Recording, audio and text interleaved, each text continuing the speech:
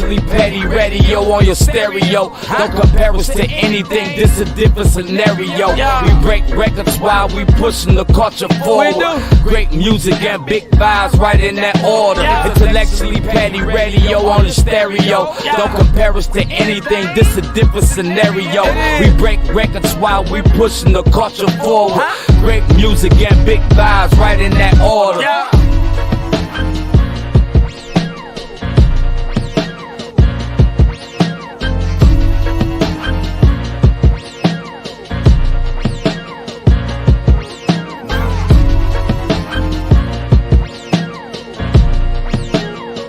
And you are now tuned into another episode of Intellectually Petty Radio, brought to you by M3S3 Clothing. Men make moves and suckers stand still. And as always, on the mighty Nerd DJs Radio Network, y'all already know, man, it's only legends around here. And today is a special time. Never in the history of everdom have I had a show at 3:30 on a Thursday, but Headkrack is the superstar of all stars. The radio host, your favorite's favorite, the man with the velvet voice himself, Mr. Headkrack. How you doing, bro? I'm chilling, man. And yo, thank you so much for making time in your schedule to make this happen earlier, man. I appreciate you, Jay. Come on, man. I'm old and fat. I got nothing to do.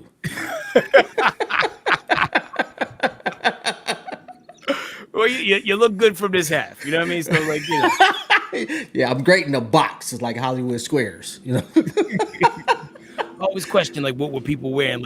Was it all business up top and just the bare minimum on the low? People always put effort into the shirts when they definitely pajamas on the bottom. Definitely pajamas. Yeah, pretty much all the time. Jam pants, all that stuff. I'm rocking camouflage shorts. Oh, I gotta get. Matter of fact, do I have a pair of camouflage? I do. I bought a pair last year. I couldn't remember. It's a universal outfit piece. I mean, camouflage goes with everything. I think it's required if you're from New York, though. Yeah, and like Tim colored shoes too. Yeah, even if they're not Tim, you know what I'm saying? They gonna kill you, fat. The Tim colored shoes. Yeah, I mean, I don't want to break it's March. It's too early for actual Tims, so I'm gonna go with the Tim colored Ewings. Oh, come on, bro. It's never too early for Tims. Yo, you see the new Tims? I think Mischief is making them, right? It's a collaboration with Timberland and Mischief, and the bottom is the heel of the shoes, like the bottom of the shoe, and they also made the top look like the bottom of the shoe, so you could double stomp somebody out. I'm on the fence with those too. They are intriguing and kind of ugly at the same time, so I don't know. Yeah, I've seen uglier shoes get sold, rocked, supported, and that one spoke to my heart. I didn't want those space boots that they had, them red ones, a few months back, with the Astro Boys, I think they was calling them. I didn't want those. Yeah, come on, bro. But these, I don't know. I'm thinking about it. Man, this generation will wear fucking anything. Yeah, pretty much. And when you have young kids around you, like my kids, what was a stupid idea to you a couple years ago? Well, I don't know, maybe. As you're on the fence, I'm climbing over the fence, but my shirt is snagged.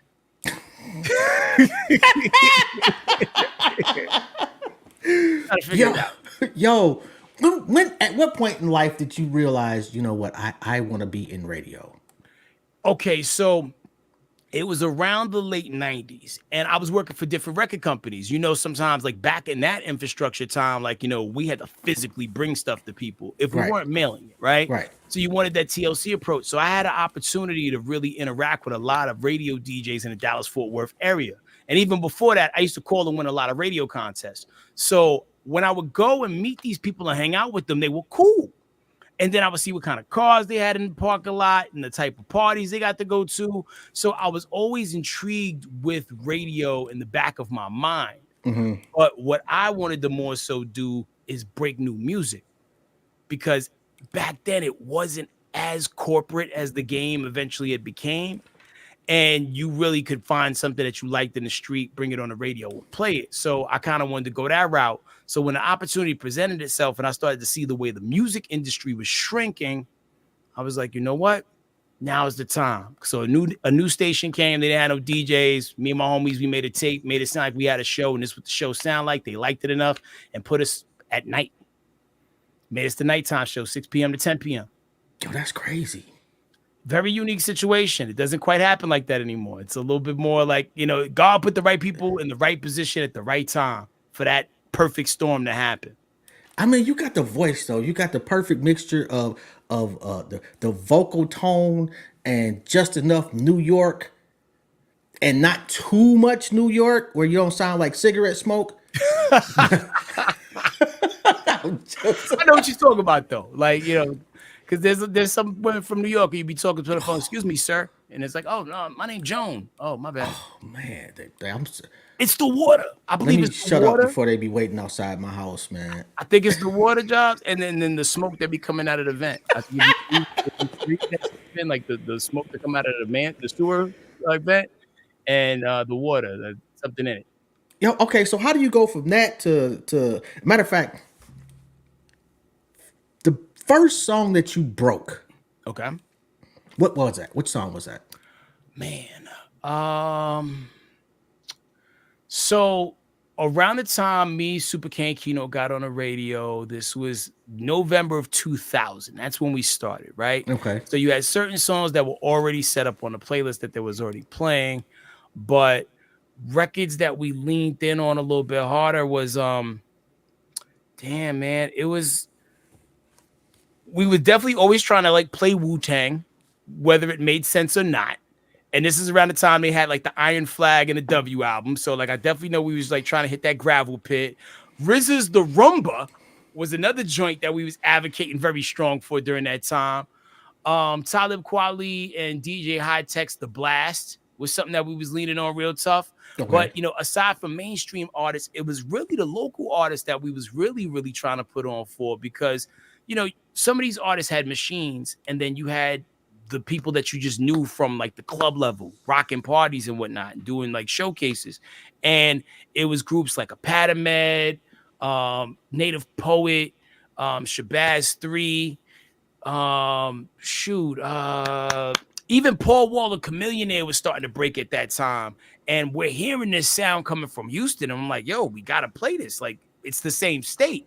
It only makes sense. So we was right there on the Dallas side of things when that Houston thing started to break a little bit harder. Because you already had like Wanna Be a Baller by like Pastor, Lil Troy, and I think Young Star was on that.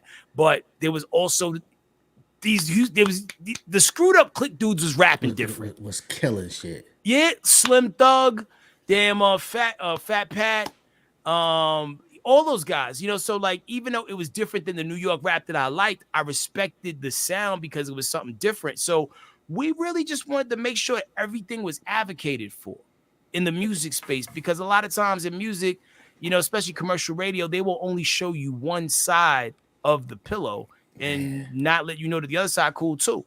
Yeah, man. And man, like Houston really, what happened to Dallas? So the thing about Dallas, right? And maybe it's changed because I haven't lived there in years now, right? Okay. So like when I was there, what I was noticing is Dallas always followed whatever was popular as a city. But in addition to that, Dallas, almost like Atlanta, had a little bit of everybody from everywhere there, right? Okay. So you would have some people who would rap in Dallas who would be told, you're not the sound of, you don't represent the sound of Dallas, but it's like, but I live here. You know what I'm saying? Like, I am one of the sounds of Dallas. You know what I mean? Like, I used to always catch a lot of flack about not sounding like I'm from Dallas, but what does Dallas really sound like? Because there's people here from everywhere. Not everybody sound like they from Oak Cliff or Stop 6 or Fort Worth or Bonton or whatever. So I think a lot of times the people got in their own way as to what they were willing to accept as the sound of the city. And then sometimes when certain people would start to pop off, they would try to sound so local that it localized their sound to where they never, achieve the status that they could have had. Like, when I saw Duro starting to break, I'm like, hell yeah, somebody we know from the city that's starting to pop off. But then I think when people started criticizing him for sounding too national, he's like, all right, cool, let me tweak my sound and sound like I'm from Dallas. But once again, what the fuck what does that sound like? Right? So it's frustrating because like there's a lot of people who are talented and can pull it off, and you've seen some successes in the last few years, like Yella Beezy, Brianna Banks, the Bust It song. I mean, like, one of those is not my favorite, but Yo, let me ask you, how do you like? There's times where I know you had to play shit that you just absolutely hated. usually. How do you pump that up? Because I never heard you on there, and I used to listen to you. Okay. I never heard you like the inflection change or you gave off that, "Oh, I really hate this song, But but I gotta play it you were by." listening out of what city though? I'm in Cleveland. Cleveland. So you was listening to us on the morning show. So Yeah. one thing about the morning show is we didn't really back sell records much. We just came out and just did our thing. So you would catch my smoke whenever I do the hip hop spot or whatever. You know what I'm saying? That's when I would throw my little like jabs at things, right? Because morning radio was different because once you become syndicated, you have more than just one PD who has something to say about what you said. So once you're on in like 40, 50 plus cities, 12 of them might have found what you said funny, but the program director is like, yo, you just insulted the number one song on our playlist. Da, da, da, da. So, I think they kept us out of a lot of nonsense by just like we didn't back sell records. Like we would come out of the song and do the talk break and whoop de woo. But back when we was on nights, we would shoot songs. Like when they would come off, we would cut them early. We cut them off early. He's like, yo, you know what that sound like, and just keep pushing. And that's wild, bro. But we was able to do that, man. We came in the wild, wild west. So that's why, like, over time, I fell out of love with it because when I came in, we had so much freedom and so much fun. And the more successful I became within the business, the less freedom I had to really, really do what I really wanted to do in that space. Yeah.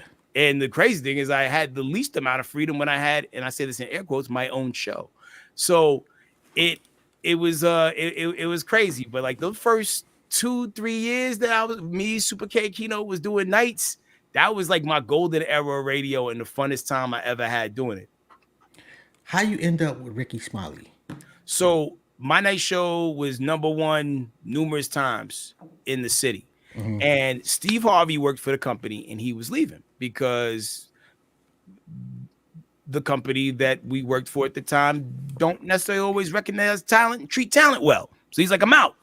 So kind of like Luke Skywalker in the end of The Empire Strike Back, he left just to come back even stronger later on down the road. So in his absence, the company needed a morning show that could not only fill that gap left by Steve in Dallas, but also potentially get syndicated. Mm-hmm. And I think by like year 2, maybe 3, we were starting to get syndicated because, we picked up the torch and kept running. So they took me from the night show, paired me with Ricky.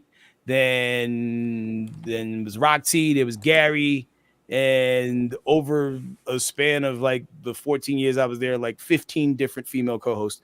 And, it was a hell of a ride. And I don't think it'll be almost impossible to catch that kind of lightning in a bottle ever again. Okay. With that many dynamic personalities all under one roof, rocking out for as long as we did, and they still continue to do because it's still a show. Yeah. You know who surprised me the most? The Brat. Oh, word, yeah. Yeah,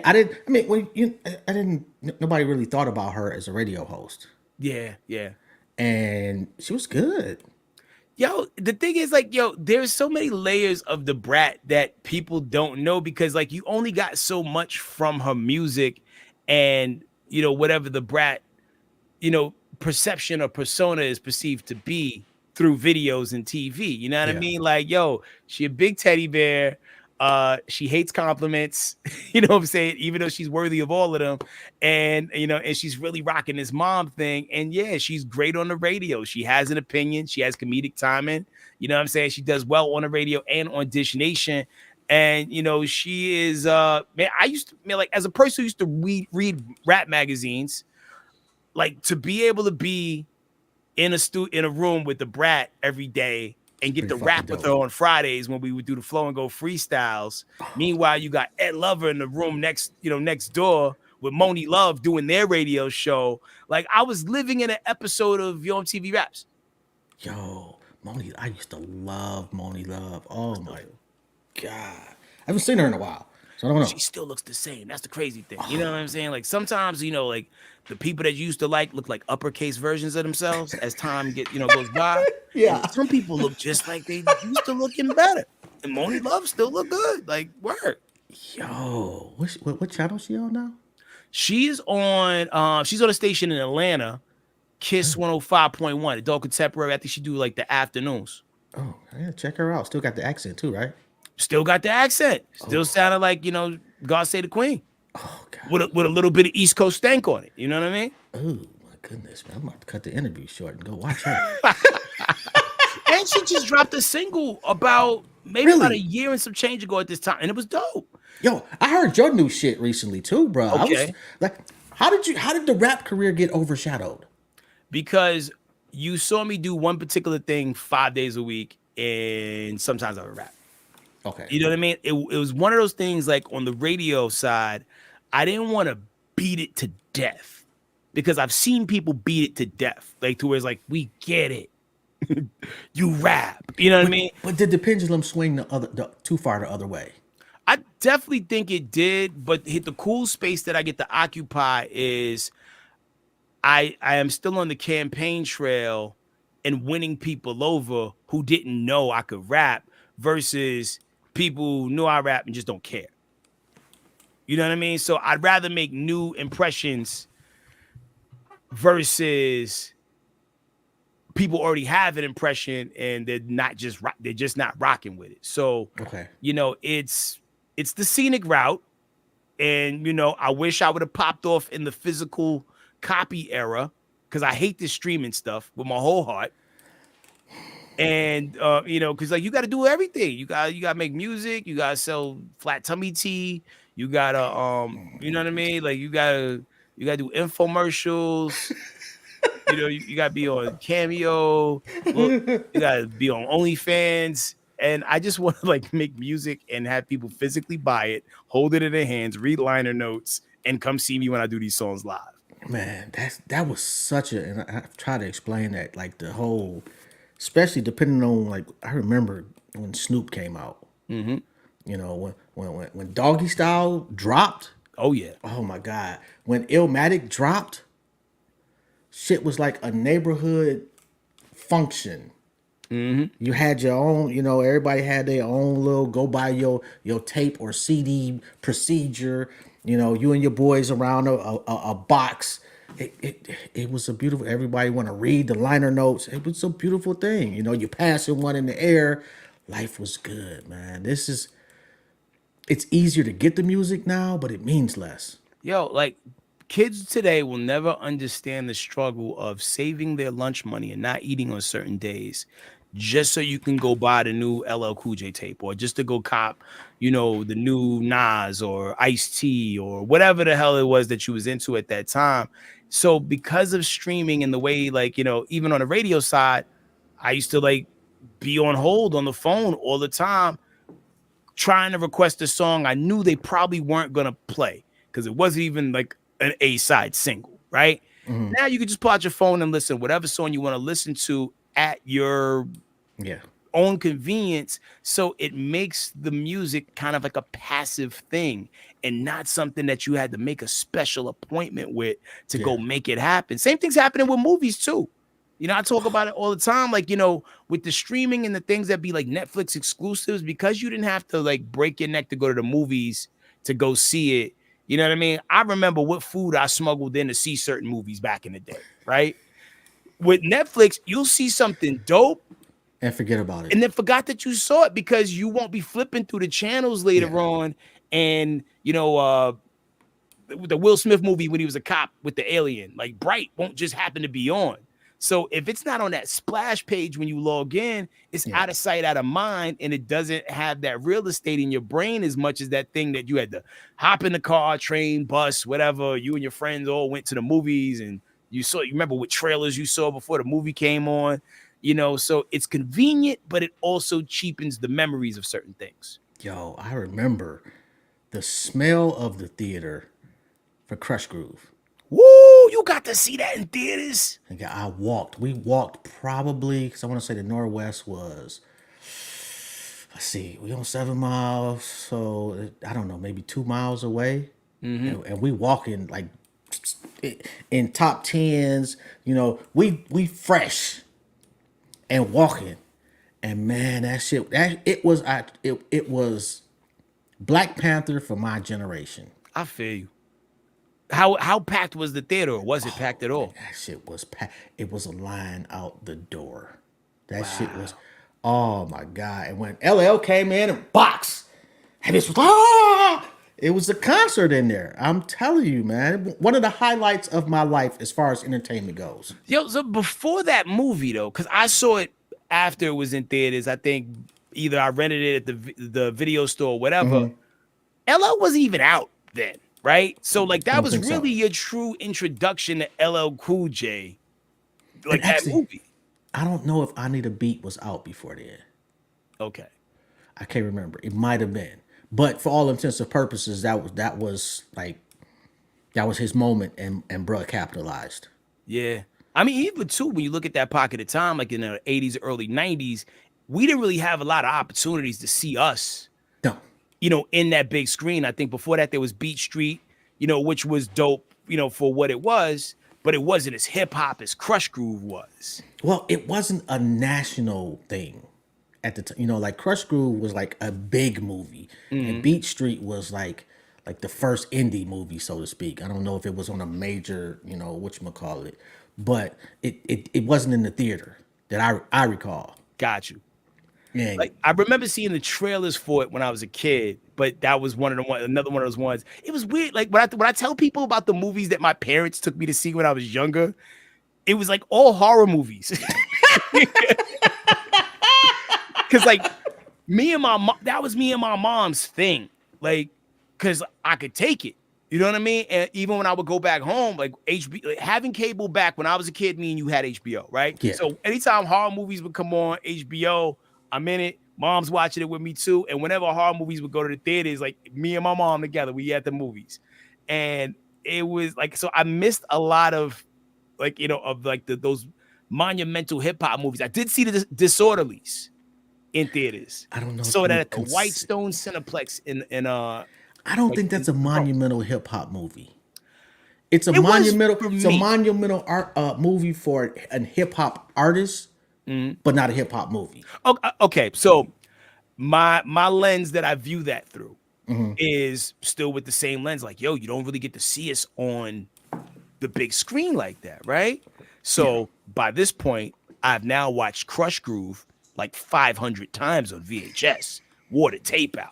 So what you're telling me is the three funny dudes from Crush Groove got their own movie? You know what I mean? Like, to me, it was an unofficial sequel. Like, they won the rap contest. And then it never think became about it like that. Doctor Nurses. You know what I mean? Yeah, the whole that was a wild. Yo, But I told they don't get Rock- enough credit. They don't, and it makes me sad how little respect they put on the Fat Boy's name. Yeah. Because even when because like I never got a chance to meet Buffy, but me and Prince Markie D were very cool. God bless the dead. And now I talk to Cool Rock Ski, on social media, like DMs and whatnot. And like I would just be shocked because when I met Prince Markie D, he was actually DJing. He was working on 99 Jams in Miami. And that was a station that the Ricky Smiley Morning Show was also affiliated with too. So anytime we would go to Miami, like I would always like run into Prince Markie D, and I would just be so excited. And it's like, wow, man, like I grew up watching you, and you're down to earth, you're cool, but how come people aren't picking you up in the air and parading you like Simba? Like they don't get it. And I also like started to realize that not everybody loves hip hop the way I do. And I can't expect everybody to love hip hop the way I do. I'm on an interview, baby. You gotta go. Hi. You can't, because like we have a certain amount of time and we're recording. So I'm gonna holler at you just a little bit, kiddo. I love you. Mwah. All right. Yeah, like not everybody don't love hip hop the way I do. I love that, bro. Huh? I love that. Oh man, that's he would have sat up here, he would have tried to answer all the questions. You know what I'm saying? Like, yo, he wanted more. Where's he get that from? Not me. I always pick my spot. Like, I never walk in the room and be like, "Yo, it's all about me." No one's time. Like, you know what I mean? Like, timing. It's like a double dutch. But I remember one of the coolest things, like even keeping it on Fat Boys for a second. We were doing one of those shows that the 99 Jams had put on, was concert shows, and like Rick Ross was performing, and so was Ice Cube. Prince Marky D had never met Ice Cube, and I'm like, how did that not ever happen? So I had just got finished interviewing Ice Cube. I was like, hold on, I'm gonna make this happen. So I introduced them to, and it just like fell back, and it was just like watching proudly as two people who I admire from this culture that we celebrate so well, meeting each other for the first time. And I just thought that would have been a no-brainer. That's crazy. Because even when you think about all these hybrid tours that used to go around back in the day, I remember like De La Soul used to tour with NWA, right? So like, damn, there wasn't no incarnation of like the Fat Boys and like NWA on the same bill. Damn, I guess not, right? No Fresh Fest, nothing. So it was just, it's cool to be able to be a student and also be a facilitator or even hall monitor sometimes in this culture to like help people get from point A to point B, no matter where they at in the biz. Like the Fat Boys and Houdini. Oh yeah. It's a crime how little, not just the casual fan, but how real hip hop heads ignored their greatness. Yeah.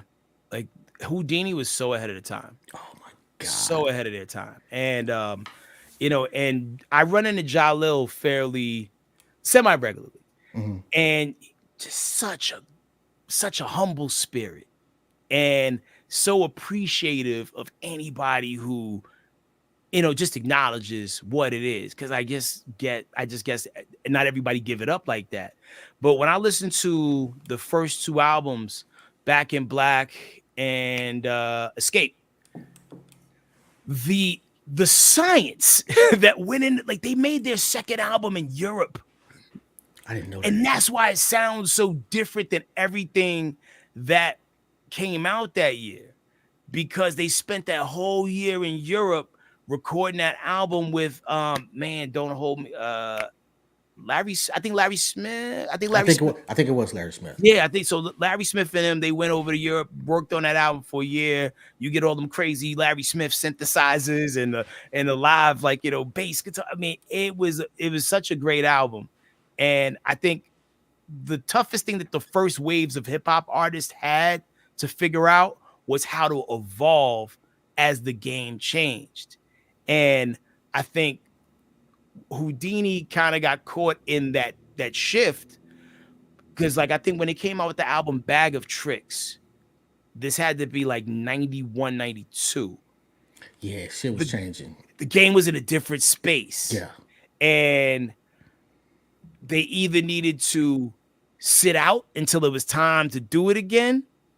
But then again, you can't stay away too long because this is hip hop and people forget about you. So even right now, it's a tough space to navigate. I think the only people who really figured it out was like Jay-Z, Nas.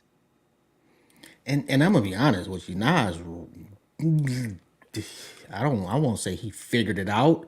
He weathered the storm. Yeah, because there was a couple albums where like people's like, "What we doing, Nas? What we doing, bro? Like, come on, stop it."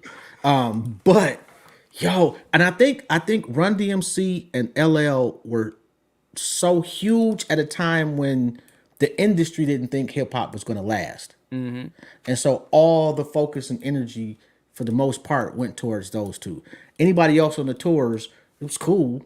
And Right. Houdini's live show was phenomenal, by the way. Ridiculous. When I finally got a chance to see Houdini live, it was actually in Ohio somewhere at a football game. It was like a black college football thing. Even in that scenario, it was dope. And then I got a chance to see them again like a year or two later at like a Legends of Hip Hop thing at the where the Hawks play basketball here. Okay. And it held up well, you know what I mean? And I hate that we lost Ecstasy. Yeah. And and Jalil, like he's not in the best of health. And I was glad that I got to see them, man, but I just really want to see Jalil and Grandmaster D get the love that they deserve for their contributions, man. Because you see their DNA in a lot of things, and I don't think the people whose DNA they carry, people who are carrying their DNA, I don't even think they understand where they got it from. They were Uptown Records before Uptown Records. Yeah, like sophisticated, Yeah. but still street fun. We got a party, you know what I mean? You know, a little tinge of R&B. You know, Andre Harrell. Oh man, we can go on forever. Like, people don't get the credit they deserve. Okay, so why leave Ricky Smiley? So the year was 2018, 2019-ish, right? And at this point, I'm just like frustrated with a lot of things in the business, right? And I really wanted to put more energy into music and acting. So I was about to leave radio just altogether, regardless. Once my contract was up. Because I mean, like, shoot, like, had a hell of a run with that. We've been number one in places. You know, in radio, the highest plateau that one can get on is like be on mornings and be syndicated in mornings. If you really want to like go for the extra mile, like, all right, we're in New York or we're on in California, but the cities that we was on, it was good enough. So I felt like I did what I needed to do and I was ready to bounce. But then Tom Joyner announced he was retiring. Ricky and Ricky's show was going to get moved over to that Tom Joyner slot. And they needed somebody to kind of hold down that hip hop space on the younger end. And I was like, you know what? Yeah, that's dope. I'll do it. Yeah, let's go. You know what I mean? Just to, just give it a run and see how it felt to really, like, you know, pilot the ship dolo and make it happen. Not 100% dolo, but, you know, like, hey, yeah, but it quickly unraveled and was not what I thought I didn't sign up for what I thought I was signing up for. Did you choose the participants? No. Not at all. The fight was fixed. Because what happened was, so the company was going to launch 2 shows, right? 2 new morning shows. Okay. One was going to be overseen by one person, and another one was being overseen by another person. Okay. The one that was being overseen by another person, they already launched that show quietly in another city, and it wasn't doing well, right? And the person who was supposed to oversee my show had some issues with the company, ended up not being with the company no more, right? So the person who was overseeing the other show is now in control of everything, right? Ooh. And they said, okay, cool, we'll just take him and put him with these people, and we'll see how it goes. And instantly, there was a shift in numbers, you know, because like I was the familiar piece, to the puzzle, and I really truly know what I'm doing, and I'm not cocky at all, but I know what the fuck I'm doing, especially when it comes to radio. You know what I mean? I've watched a lot of people do things right. I watched a lot of people do things wrong. I know what I'm doing. Leave me alone and let me do this, right? So between point A and point B, there was like some other slots that needed to be filled as regarding, you know, as it regarded to comedians and things like that. And there was some great people who I recommended. And this schmuck would conveniently book the people that I requested to try out on the weeks that I wasn't available to be there with that person.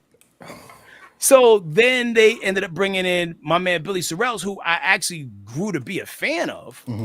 And they tried him out, I think, on a day that I wasn't there either. And then when I come to see him for the second time, he's like, yeah, he already got the job. And I'm like, nigga, what?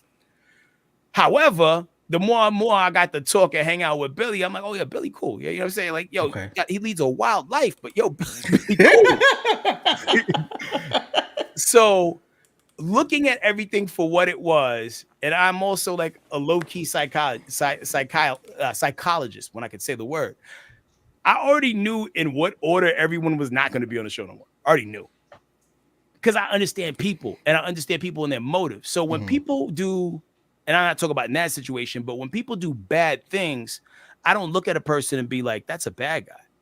I'm like, all right, what is the motive driving this person to do the things that they're doing? Because sometimes you'll find out that, oh, wow. Oh, yeah, I would have reacted the same way you reacted. Yeah. So looking at things through those lenses, I could tell who wasn't gonna be happy, who wasn't gonna work out, whose mentality was this, who was that.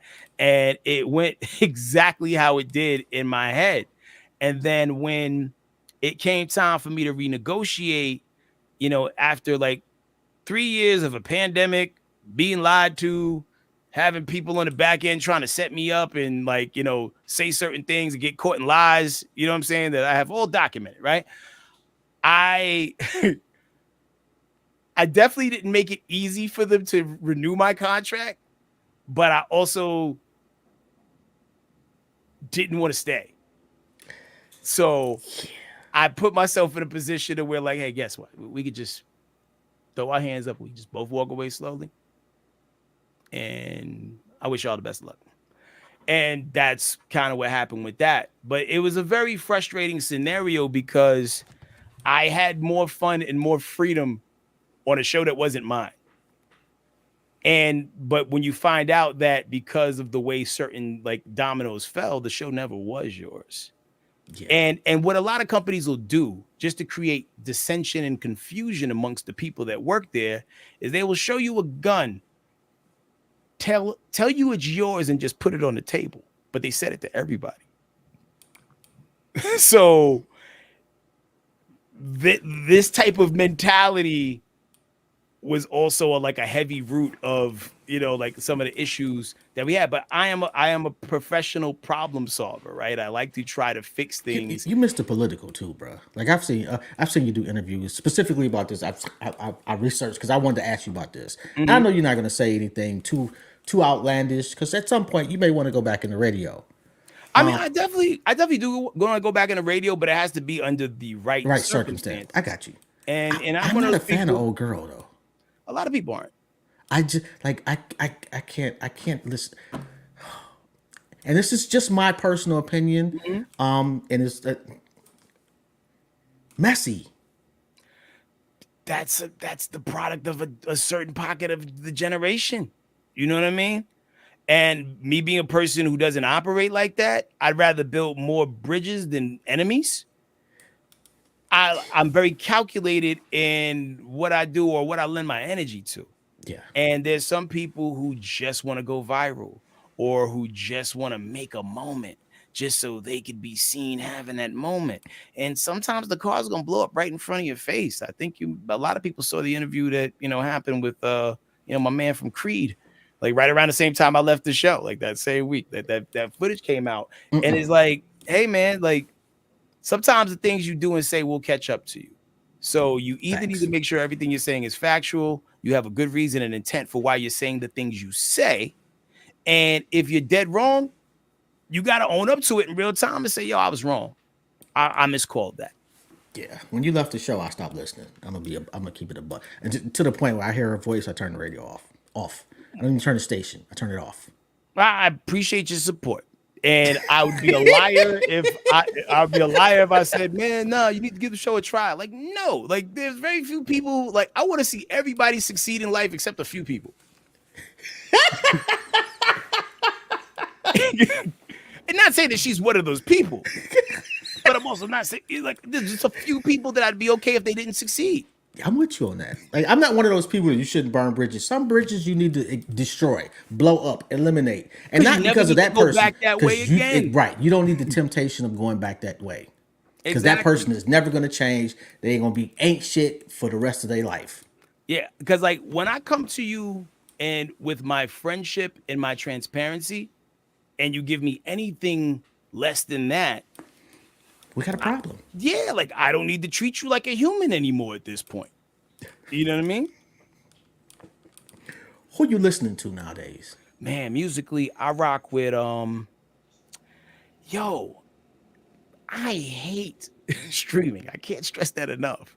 However, some of these daggone like between Apple Music and Spotify, like let's just say if I said I want to listen to Busta Rhymes' Czar off of Extinction Level 2.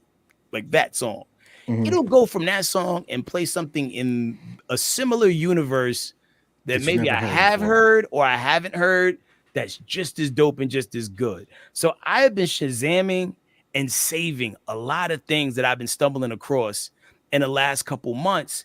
and it's been dope. There was a dude yesterday. Let me see if my Spotify is still up, and it's not even hip hop. It's either a white dude or a light skinned black dude in a ski mask singing, but it's soulful and he dope as hell. Hold on, let me see if I can find Yo, my. speaking of ski masks, have you listened to Great God? That's an artist. Yes. I have not listened to Great God. I have not. Oh, I think he's Rock Marciano's artist. Okay. Anything that Rock Marciano's rocking with is gonna be solid off top. Like he's another one of those ones who just needs more attention and love than he currently gets. And I know he has his cult following because I went to go see him about a year ago when he came and rocked out here in Atlanta. And there was like maybe 4 women there. However, the everybody knew every word.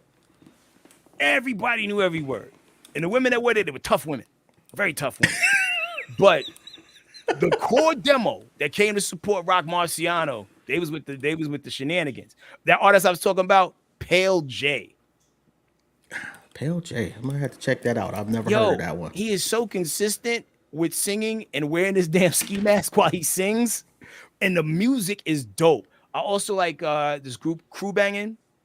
They're like a band, but they be sometimes be doing hip hop covers, and they also have songs. They really dope. And what else? What else I've been listening to the other day?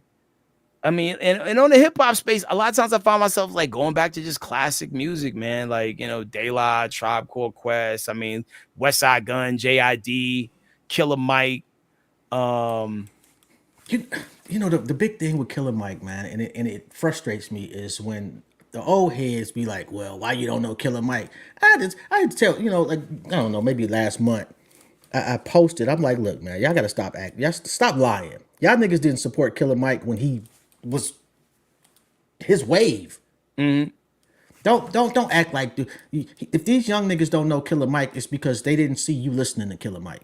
Nah, that's true. I mean, it goes back to the thing I was saying about the Dallas mentality. Like sometimes people will follow the direction that everybody's following. Yeah. Like I started really following Killer Mike because I'm not gonna front like I was on the bandwagon from the very beginning. Like when I heard him on The Whole World with Outkast, I'm like, he's dope. Yeah. He can definitely rap. I forgot what the big single was off of Monster. I think it was Adidas, but he didn't catch my attention again really until that rap music mixtape that he did. I think that's the one that has the Ric Flair song on there. Hold on, no, Reagan's on there. So rap music is like, oh, whoa, he could rap and he picked good beats. And then after that, he came out. See, and this ain't even on his iTunes discography. He had a mixtape, and it was like one out of a series that he did. He had a song called Ric Flair on there, where he like sampled Ric Flair, like before Offset and them did it. And he was just murdering the beat and just rapping ferociously. And from that moment on, I was like, you know what? Killer Mike. And then when he started doing the Run the Jewels stuff with another person who I felt was like savagely underrated, LP from Company Flow, for two people to be so different, but so dope together, it was a breath of fresh air musically, man. So to see him get his flowers and also get arrested the same night, very Killer Mike, right? That was wild. It is wild. People do too much, like the security people. Yeah, that was so unnecessary. Like very. And it was a citizen's arrest. Are you serious? I didn't know that. That night I would have beat up a citizen. Yeah, we would. Oh my God. Oh, you're not gonna take me out the Grammys, bro, just because you here. Yeah, you don't got no walkie-talkie or gun. No, we're gonna fight. Yeah, my people gonna fight you. I'm gonna go celebrate. Oh yeah, you gotta do the. Yeah. It's a snap happening. It's light work. Yo, okay, give me your best MC producer combo. Best MC producer combo. I mean, we talked about it briefly earlier, man. I mean, there's a lot to be said about someone who could release 6 albums in 3 years. Like Nas and Hit Boy, man. Like the quality and the quantity speaks volumes. Is there a song that we're still going to be playing in 10 years off there? I don't know. because now we're in this space where Yeah. certain songs that were hits or big songs that still stuck to your ribs also had that component of maybe we saw your video on Rap City, which there is no more, or your MTV Raps, which there is no more, or some of these things were programmed to you from because you heard them on the radio. So sometimes when a whole room full of people can't touch and agree that this was their favorite song because it wasn't necessarily a well-promoted single, it does leave a lot of things lost in the sauce as to was this a big song or a hit record, or it was just a song you really liked a lot, right? But I mean, but damn, but I'm trying to think anybody else who had like just a hell of a run. I mean, I don't know about the hell of a run, but when they like for me, Boldy and Alchemist. Yo, I haven't heard anything I didn't like out of those two. Crazy. Like Alchemist, there's a couple producers who I feel like don't let nobody down, no matter how good or bad the artist is. And Alchemist makes everybody sound great. And so does DJ Muggs. Like, I don't know if you ever heard any of these DJ Muggs side projects that he do, like with entire albums. I know he did one with Mayhem Loren. He might have did two of them. And even some of these compilations. I heard a record recently with CeeLo that somehow escaped me when it came out originally. And it was like, how did I miss this? This is great. Really? Yeah. But nah, Boldy James is a wave. Like, Cali doing some dope things. Because it's too big of a state for everybody to rap the same, and they're showing you that. Well, like, that's not Cali. Boldy is straight up Detroit. Oh, I stand corrected, and that's the hometown. Don't take my rap card, man. Don't take my rap card. We about to show up at your door, bro. I always see. I felt like I saw his name adjacent with a lot of West Coast people at some point in time, but that explains a lot. Like, yo, Detroit isn't for it to be built like a fist, right? And not be as big as a California, right? There are like 20 different rap styles that you can find in Detroit on any given day. Like, yo, you will have an Elzai, and you will also have a damn it, I just saw the guy's name today. I want to say Translor Z, but that's a classic Japanese cartoon. You talking about Iceware? Iceware Vezo. Yeah. Yeah, like I mean, it's all over the place. Slum Village. Yeah. Jay Dilla, Bizarre, Eminem, Royce the 5'9", Book Brown. All these people rap different. You ain't up on Book Brown? I am not up on Book Brown. Female MC. One of the best there is. Used to be signed to Mellow Music, may still be signed to Mellow Music. Out of Detroit, she real dope. I actually met her when she lived in Atlanta, but then she moved back to Detroit. But yeah, Book Brown is a problem, and she's such a dope human on top of that too. So yeah, definitely put Book Brown on your radar. And I think I saw on her social media she got some stuff coming too. Yeah, that's where I was born and raised. So like I feel. Matter of fact, I went to Dilla Day. It was 2 weekends ago. Oh my God, man! I can only imagine that it was, you know, and I hate that I've never made it to a Detroit Dilla Day. I have gone to Dilla Day in the A, but you got to go on a home turf to really get that energy and that juice from it. Yo, it was in some hole in the wall spot. I've never even been to that side of town in all my existence.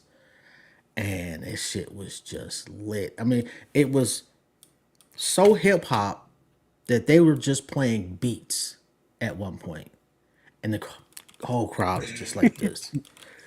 And I'm just like, man, this just takes you back, you know, to what made you fall in love with hip hop? It was about, I mean, I think being in the Bronx in the early 80s. And I think as humans, we're always designed to want to gravitate towards that thing that people kind of vilify. And, you know, people who watch this who may be under 30 may not understand this, but there were stations whose whole moniker is we're the station that don't play rap. Or some stations wouldn't play rap till like after midnight. Or rap would just not get played on the radio during the day, but maybe you'd hear that Melly Mel break on I Feel For You by Shaka Khan.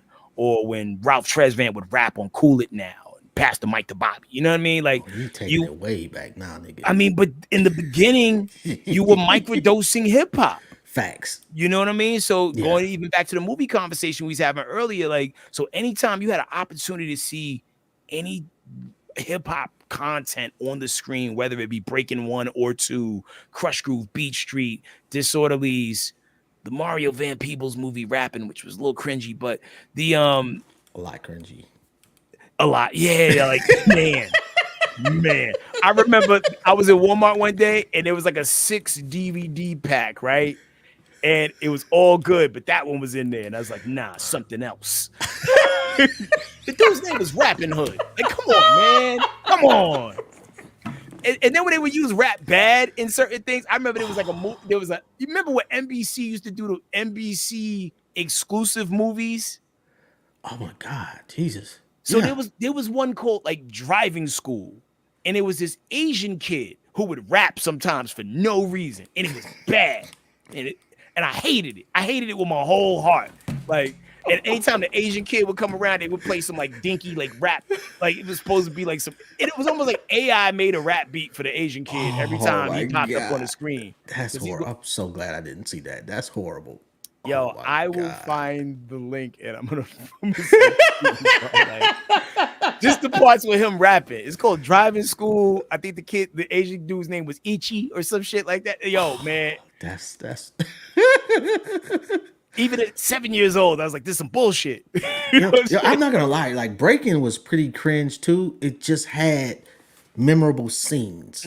But the actual movies, When you try to watch Breaking as an adult, you question the relationship between those two. Among other things, right? Like, I remember I gathered my kids in the living room one day. I was like, yo, we go watch these Breaking movies in order. was they on punishment or something? I mean, you know, you want people to love the things you love, right? So, like, you know, like, so it was like, I think it was still during the pandemic. And, like, I got one of them, it was either Amazon or Walmart DVD 3-pack. It was like Breaking 1 and 2 and Beat Street, all in a 3. Wow, they put those together? Yeah, they did. It makes sense because they all kind of came around the same time. Yeah, but Beach Street made you want to move to New York and see for yourself. And Yeah. Breaking was just like, okay, I don't know, man. I always The wanted broom scene was dope. legendary. And when my man was like breakdancing on the ceiling, that too. And then when my man fell down the steps in the second Breaking movie, and you could tell it was a stunt double. I don't even remember anything about That's the how he second ended up one. breaking his leg and ended up in the hospital when they was trying to save miracles. Oh my God. Bro. And the crazy thing, because I always think about movies like, hey, what happened after Why the the movie? fuck do you remember that, man? I was raised by television, and I'm a geek about mine. So here I am. So as a kid, right, watching Breaking 2, and it's like, yeah, they saved miracles today, but what about next month? When the investor comes back with even more money to try to buy that land and turn it to a mall. You won today, but the dollar's undefeated. Oh my God. I was hoping they would make a Breaking 3 and Lee from Beat Street would be in it. Like, you know, kind of like how they do like a Law and Order, SVU, and Criminal Intent crossover. Like, I just always wanted them to bridge the East and the West Coast of dancing. You know what I mean? Oh my God. That would, I thank God that never happened, bro. The time for it to happen it was a very small window, and it would have had to happen immediately. Yeah. Oh man, Beat Street was from beginning to end just a really good movie that I could still, even though it's old, I can watch it today and still enjoy it. You know what? HBO did such a good job of promoting that movie. Because you remember when HBO used to show music videos in between the movies? Yo, HBO was it for a couple years. Man, HBO was lit.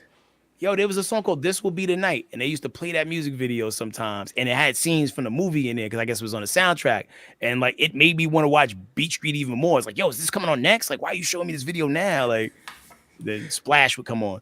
Yo, and I know we ain't got but a few more minutes. What's next for you? Oh man, so I got this new EP called Microdose, which is dropping in April, and this is a collection of songs that you'll feel better after listening to the project. If you're having a crappy day, you'll pop it in. you're gonna be mad, you're gonna get in your feels, you're gonna reflect, and you're gonna feel bigger after listening to it. And the lead off single was Violence. Then I chased that with a joint called For the Love. Then it was Sumo. Then it was Mona Lisa Scars. My current single that I'm working from that right now is Trouble Don't Last Always, produced by Zaytoven. And it is crazy because I would never think I would, jump on a Zaytoven beat. And there was a beat that he played for me that just really spoke to me. And yo, man, I had such a weird love and hate relationship with the body of work sometimes, where it's like, I don't know if I like every song on here. But then when I would listen to every song, I was like, yo, I love these songs. Because it was such a departure for what I was used to doing, my comfort zone. So I definitely think when you listen to this joint as intended, in order, you're gonna connect with the material in a certain way. It's a great album to work out to. It's a great album to meditate to. It's a great album to decalcify your brain from the BS of the day. Because every song is a yin and yang. Like you go from Violence to For the Love, which is like not even about like violence, like, oh, kill, kill, kill, but like being violent against the things that are keeping you from being great, which is sometimes yourself. So violence is all about killing yourself, your own self-sabotage. Okay. And then that's chased with For the Love, which is like a celebration of hip hop as a culture and those things that make me feel great. And then you go from that to Tightrope, which is an argument between, it's not even an argument, because like when you say argument, people automatically think, oh, like the Kendrick Lamar song. No. In the dating space, whereas like one person just wants to be alone and the other chick is very needy. And you get to hear their perspectives and how they go at each other on a record. And that gets chased with Mona Lisa Scars. Because despite what I said about you, hey, just know you're perfect. You know what I mean? So like it's both, each thing is both sides of the coin. And it flows well. I can't wait for the streets to hear it in its full form, because like people just been catching these singles like straight bullets. But when you realize these bullets all came from the same gun and you listen to them in order, yo, that's dope. And if there's anything, I mean, I don't know what I can, but if there's anything I can possibly do for you, bro, please don't hesitate to let me know. My brother, just tell a friend to tell a friend, man, and just keep supporting the music and just being such a pillar for the culture as you are. Like, this has been one of the funnest combos I've had in a while. Like, I'm late for work right now, but I'm having a good time. So they're gonna be okay. The party don't stop. So I will. Yo, you know what I'm saying? Like, so shout out to your manager too, bro.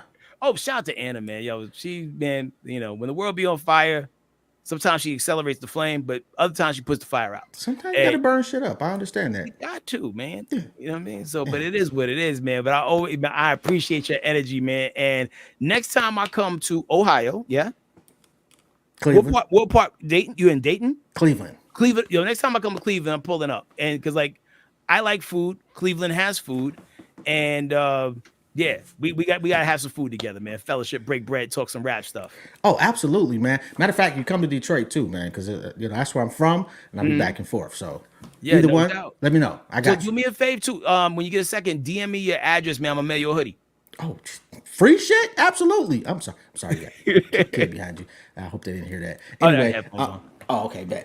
Anyway, man, truly appreciate you. I'm gonna DM that address now, and I'm gonna give you my phone number in case you need anything too, bro. Yo, fire away, my brother. All right, no doubt, man. Definitely God bless. appreciate Thanks for you. the opportunity. Thanks for the energy. Come on, man. You're a superstar. We'll be like, no, I don't want to. You a star too, brother. God bless. Not in this man. house. All right, man. I'll holler at you. Have a good one. You too. Okay, that was pretty dope. Yo, really dope conversation, man. A legend in the radio industry, man. Headkrack. Truly appreciate that, man. Again, thanks to his manager. She's very, very dope and understanding. Truly appreciate your time, your energy, and your wisdom. Who we got? See, today is a special day. We got 3 shows today, which I've never done ever before. And we got Joe Smith next. And he is a musical legend. He's got movies under his belt, been musical director for everybody. I'll be back in 30 minutes. On that note, y'all have a good one. I'll see you in a minute. Peace.